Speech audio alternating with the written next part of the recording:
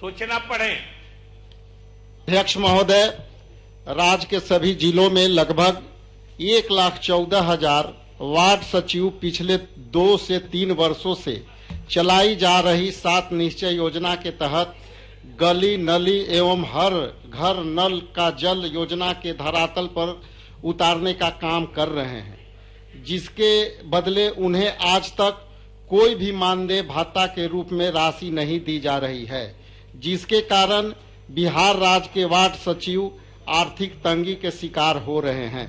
अतः बिहार राज्य के वार्ड सचिवों को मानदेय या भत्ता के रूप में राशि दिलाने हेतु हम सदन के माध्यम से सरकार का ध्यान आकृष्ट करते हैं। पंचायती राज विभाग।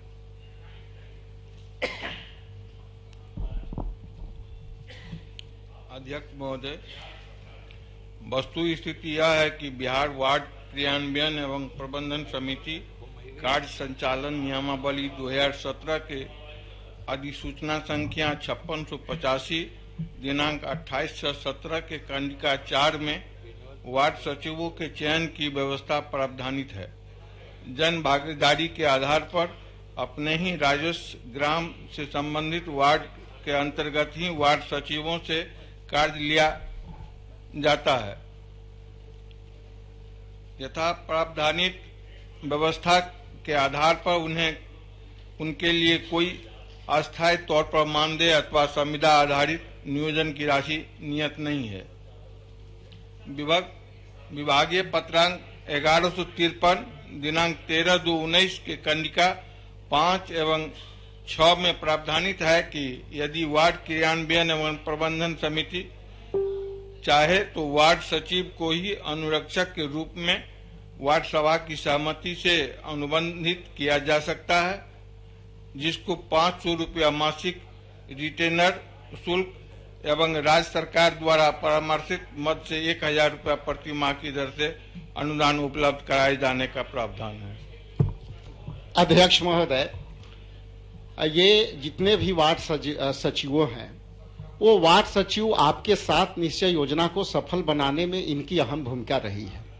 और जैसा कि सरकार कह रही है कि इनके लिए कोई मानदंड नहीं है, तो सर ये भी कहीं न कहीं सरकार के कामों में और जनहित के काम में लगे हुए हैं, और ये ऐसा प्रतीत होता है कि आप मुफ्त में इनसे काम करा रहे हैं सर। तो कोई भी आदमी एक दिन के दिहाड़ी भी करता है तो ये आशा रहती है कि हमको 300, 400, 500 रुपये मिलेंगे।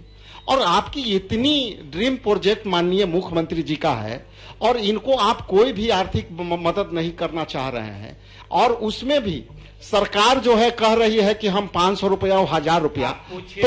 तो 1 मिनट सर, तो ये मेरा इतना कहना है कि सरकार अभी इसमें देने में कोई तो परेशानी है नहीं, चूंकि आपका कार्यान्वयन कर रहा है। इनकी भाता सरकार विचार देने के रखती है।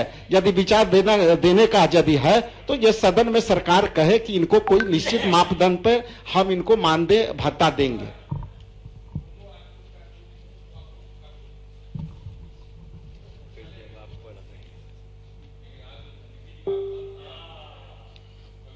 महोदय, मैंने स्पष्ट कहा, सरकार द्वारा वार्ड क्रियान्वयन प्रबंध समिति को प्रति माह 500 रुपया रिटेनर शुल्क एवं 1,000 रुपया परामर्शित मद के रूप में राशि दी जा रही है। वार्ड क्रियान्वयन एवं प्रबंधन समिति के सहमति से अनुरक्षक के रूप में वार्ड सचिव को भी रखा जा सकता है और इसका लाभ उन्हें प्रदान किया जा सकता है। अध्यक्ष महोदय, ये जो मानदेय इन कह रहे हैं कि वार्ड क्रियान्वयन का, तो ये सर वो भी नहीं मिल रहा है उनके पास तो आर्थिक तंगी है। वो इस आशा में काम कर रहे हैं कि सरकार हमको इसको के, और जो तय मापदंड सरकार कह रही है हुजूर, वो भी नहीं मिल रहा है, उसको भी तो ये नहीं दे रहे हैं। पूरक है कि जो जी, तो मैं ये सरकार से आग्रह करूंगा, ध्यान करूं कि जो तय मापदंड है उसको भी तो रेगुलराइज करा दे। ठीक है। फराज फातमी। 1,14,000 हमारे जो तकरीबन वार्ड सचिव हैं जो कि सरकार ने अभी उत्तर दिया, मैं सरकार का उत्तर सुन रहा था अध्यक्ष महोदय।